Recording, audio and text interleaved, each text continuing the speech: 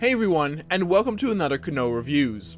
In the previous weeks, I of course talked about a lot of World War II shooters, and I've also talked about the expansions of Medal of Honor Allied Assault. I don't know if I wanted to make separate videos for all expansions in the future, but those that are worth talking about definitely deserve one. Call of Duty United Offensive is one of those expansions. Back in the day, I actually called the United Offensive the best expansion ever made. But it had been over a decade since I last played it, so I wanted to play it again and see if that statement still hold up. It was awesome to dive back into this classic, but I did indeed find a few things that bothered me and I had forgotten about. Let's dive in, shall we? The first thing to note about this expansion is just how big it is. It comes with 13 new missions that are all very large scale and beefy in terms of length, making this expansion actually to a similar length as the regular game. It's incredible. I'd never seen an expansion that mimics the length of its actual main game, so that is a first big surprise since you get a good bang for your buck. The expansion lasts around 4 hours, which is great and offers new missions for the familiar three perspectives of the Americans, the Brits, and the Soviets. The American campaign is yet again my favorite, with now focusing on the Battle of the Bulge, a theater of war that for some reason I just find really awesome. You play as a different soldier, but will meet up with familiar faces like Sergeant Moody and Captain Foley. The cool thing about the expansions is that since some time has passed, the creators can often add a few new technical tropes like better lighting or new effects. That's also the case here since the new trademark are the improved explosion effects of artillery, and boy do they look gorgeous and epic, even for today's standards. Just all the snow and dirt that gets blown up high into the air makes for a great spectacle. All missions this time are very large in scale and you are always accompanied by fellow soldiers. Highlights in the American campaign include the opening level, where you and your fellow brothers hold off a German attack as you move from foxhole to foxhole.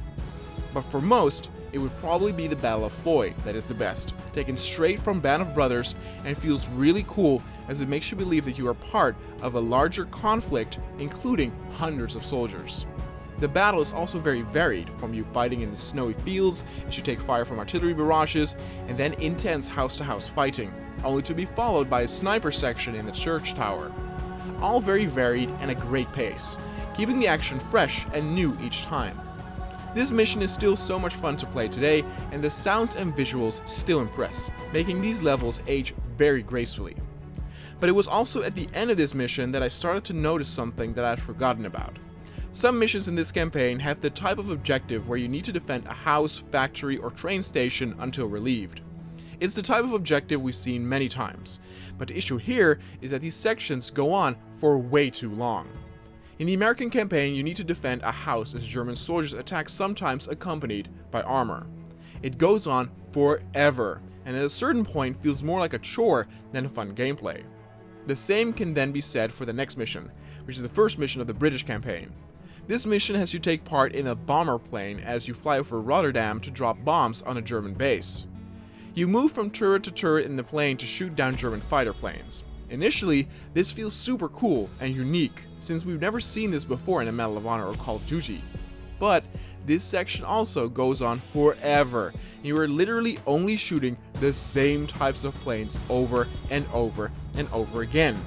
At a certain point, it gets quite boring and repetitive, but could still be fun to play on the first time. But if you play this for a second or, God forbid, a third time, it would feel really tedious. The second mission then has you drop into Holland, my home country, and I was very pleasantly surprised that you were fighting with the Dutch resistance, complete with proper Dutch last names. But I wish they had put a little bit more effort in this, since the voices of the Dutch resistance fighters are clearly recycled British soldier voices, and the territory also looks nothing like Holland, with you having to blow up a bridge near a cliff, and I can tell you 100% that Holland does not have cliffs like that. It's a shame too, since Medal of Honor Frontline just nailed the look and feel of Holland so well in their campaign, and I wish they had taken the same attention here, but all well. You then head over to Sicily in order to take out some heavy guns. Another missed opportunity here, since there are no Italian soldiers whatsoever. The mediocre expansion Medal of Honor Breakthrough actually did have Italian soldiers, so it feels again like the creators were a bit lazy here. But the level design in the game is really great. From the opening on the boat, you can see your goal in the fortress high above a cliff, and you can see the entire path you will have to traverse to get there. Having your goal in view at all times really adds a sense of scale and believability. It is something that games like Dark Souls nowadays do as well.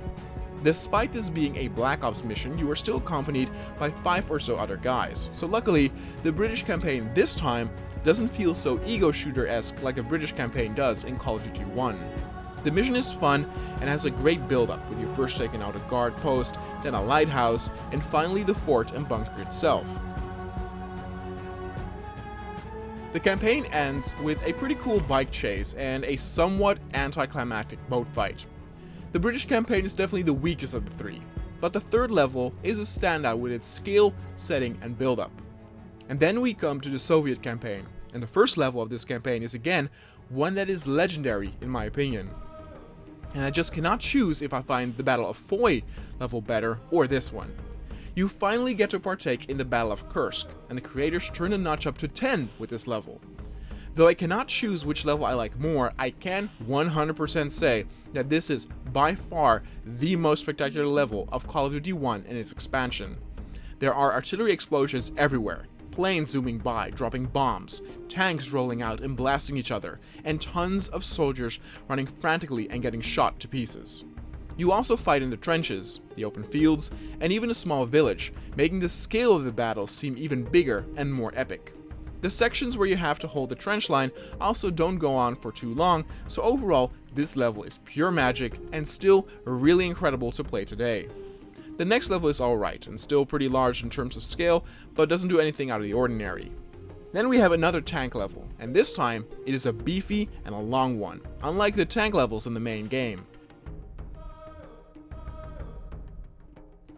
What's cool too is that the level is so long that you will need the help from your fellow friendly tanks to cover and attack the enemy tanks with.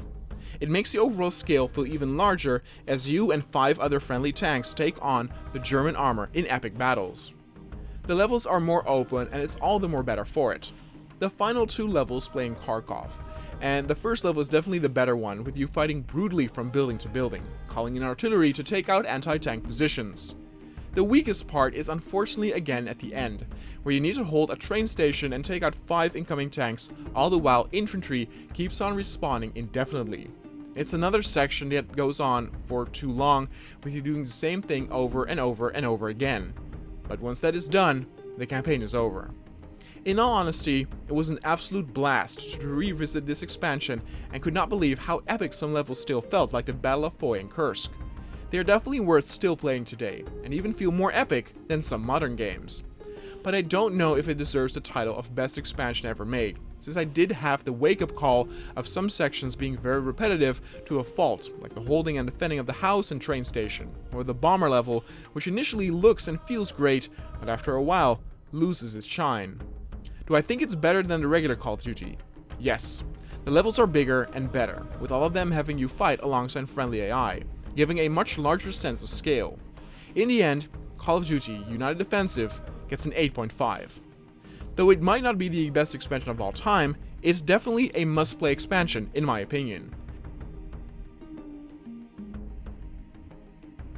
Just thinking about some of those epic battles makes me want to start the game up again and relive some of those intense moments with my fellow battle brothers. If you've never played this classic and you like epic warfare, then definitely give this one a chance.